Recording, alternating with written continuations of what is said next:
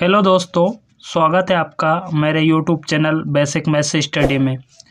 आज की इस वीडियो में हम संख्या को विस्तारित रूप में लिखना सीखेंगे। संख्या को विस्तारित रूप में किस प्रकार लिखा जाता है और विस्तारित रूप क्या होता है। दोस्तों, विस्तारित रूप संख्या को फैला करके लिखना है। चलिए हम वीडियो को स्टार्ट करते हैं और इन संख्याओं को विस्तारित रूप में लिखना सीखते हैं। जैसे हमें पहला सवाल दे रखा है 9736।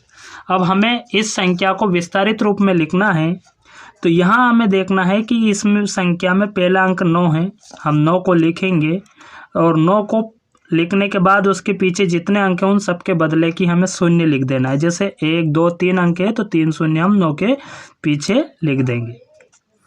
इसी प्रकार अब अगला अंक हम लिखेंगे। अगला अंक हमारे पास 7 है, 7 को लिख देंगे और उसके पीछे देखेंगे 1 2 अंक बचे तो 2 अंकों की शून्य हम लिख देंगे उसके पीछे। फिर अगला अंक हमारा 3 है, हम 3 को लिख देंगे यहाँ पे और 3 को लिखने के बाद देखेंगे उसके पीछे 1 अंक है तो 1 शून्य लगा देंगे। इसी प्रकार लास्ट अंक हमारा 6 है, हम 6 को लिख देंगे और 6 को लिखने के बाद देखेंगे उसके पीछे कोई अंक नहीं है तो उसके पीछे हमें शून्य नहीं लगाना है, ऐसे कैसे ही हमें छोड़ देना है। इसी प्रकार अब अगला सवाल है हमारा है 9400। इस संख्या में भी पहला अंक हमारा 9 है, 9 को लिखेंगे और उसके पीछे 1 2 3 अंक है तो 3 शून्य, यानी शून्य के बदले में भी हमें शून्य लिखना है।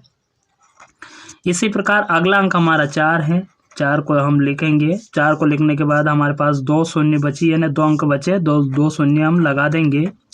इसी प्रकार अगला अंक हमारा 0 है तो हम 0 लिख देंगे और उसके पीछे 1 अंक 0 है तो वो भी 0 लिख देंगे। इसी प्रकार लास्ट वाला हमारा 0 है तो 0 लिख देंगे। इस प्रकार हम इन संख्या को विस्तारित रूप में लिख सकते हैं। इसी प्रकार अगला सवाल है हमारा ये 4703। हम 4 को लिखेंगे। 4 को लिखने के बाद देखेंगे उसके पीछे 3 अंक हैं, 1 2 3 तो 3 शून्य इसके पीछे लगा देंगे। हमें देखना है कि जो अंक लिखा जाता है उसके पीछे कितने अंक बचे उतनी हमें शून्य लगा लेनी है। जैसे अगर हमें 4 लिखने के बाद यहाँ 4 अंक बचते हैं तो 4 शून्य लगानी है, 3 अंक बचते हैं तो 3 शून्य लगानी है और 2 अंक बचते हैं तो 2 शून्य लगानी है। इस प्रकार हम किसी भी संख्या को विस्तारित रूप में लिख सकते हैं। तो अगला अंक हमारा 7 है, हम 7 को लिखेंगे और लिखने के बाद वहाँ देखेंगे 2 अंक है तो 2 शून्य हम लगा लेंगे। 7 के बाद अगला अंक हमारा 0 है, 0 लिखेंगे और उसके पीछे 1 अंक 3 है तो 3 का भी हमें 0 लिखना है। लास्ट वाला अंक हमारे पास 3 है, 3 लिख देंगे। फिर ये सवाल हमारा विस्तारित रूप में हो गया। अगला सवाल है, तो दोस्तों इसका आप मुझे कमेंट में लिख करके बताएं कि इस संख्या का विस्तारित रूप क्या है, क्योंकि ये आपका होमवर्क है और होमवर्क आप मुझे करके बताएं और कमेंट में लिख करके भेजें। जय हिंद, वंदे मातरम।